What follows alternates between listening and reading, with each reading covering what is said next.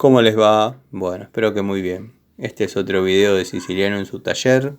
Siciliano soy yo, este es mi taller, así que el título está hermoso. Hago este video para mostrarles mi francesa Baco de 15 pulgadas, que la tengo desde el año 96. Bueno, no escapa a lo normal, es una francesa Baco 74, de las antiguas.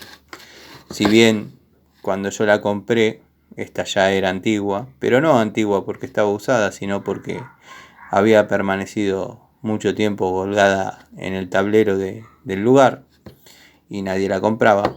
Yo esta la compré porque a los fanáticos de las herramientas nos gustan las herramientas, pero además nos gusta su historia.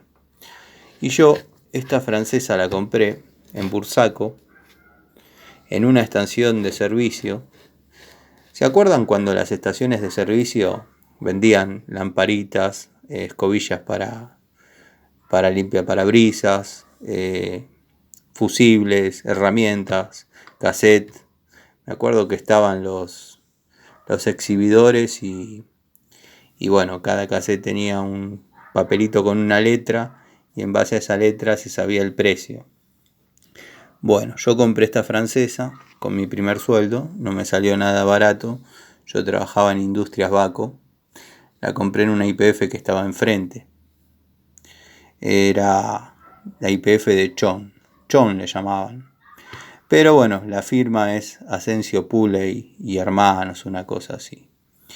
Yo la compré en aquel momento porque tenía que desarmar una de las masas de la Coupé Torino trasera.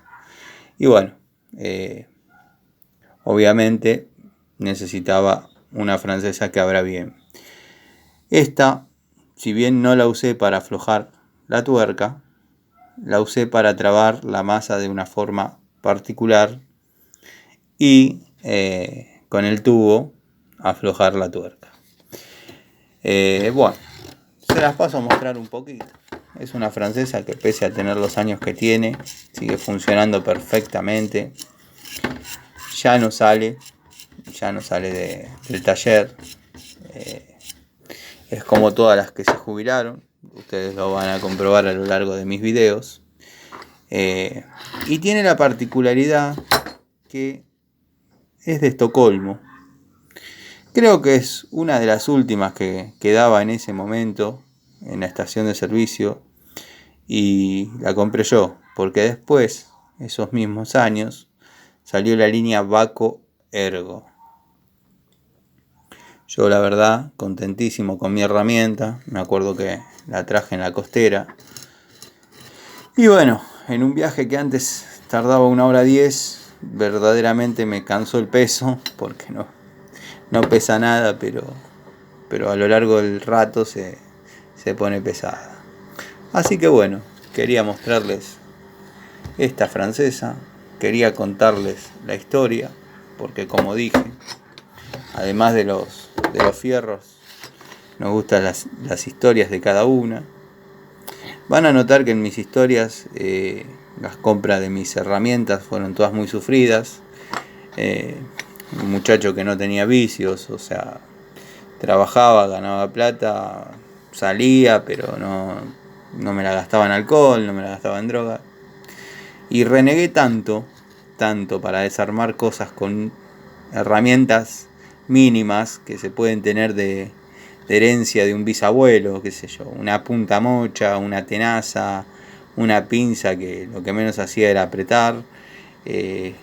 No me acuerdo si había una francesa doble que estaba en llamas, pero bueno, un martillito, y con eso desarmaba todo y armaba motores. Y a veces ahora, con el equipo que tengo, si bien me quedé un poco en el tiempo porque muchas herramientas nuevas verdaderamente ya no me interesan comprarlas, o sea, hay puntas, hay tubos con determinados nombres que verdaderamente no me interesan. Sé que en algún momento las voy a necesitar y se van a utilizar, pero me niego a la evolución. Por ejemplo, yo soy técnico electromecánico, hago instalaciones domiciliarias y Para las térmicas generalmente se usa un destornillador que es Phillips PH2.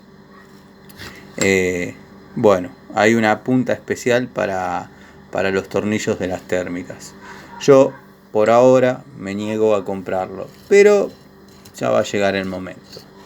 Esta francesa abre cerca de 40 milímetros tranquilamente. Yo siempre aconsejo usarla un 10% menos de la capacidad, pero verdaderamente una herramienta útil. Se usa poco,